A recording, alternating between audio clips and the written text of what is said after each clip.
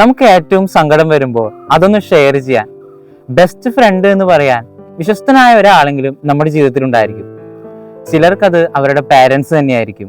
എത്രയൊക്കെ പറഞ്ഞാലും എത്രയൊക്കെ നമ്മുടെ സങ്കടങ്ങളിൽ അവർ ആശ്വസിപ്പിക്കാൻ വന്നാലും ഒരു പരിധി കഴിഞ്ഞാൽ നാം തീർത്തും ഒറ്റയ്ക്കാണ്.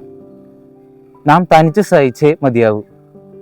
ഒരു കല്ലേറ് ദൂരം അപ്പുറം ശിഷ്യന്മാരിൽ നിന്നും മാറി ഈശോ ഗത്സമനിൽ രക്തം വിയർത്തുകൊണ്ട് പ്രാർത്ഥിക്കുന്നുണ്ട്.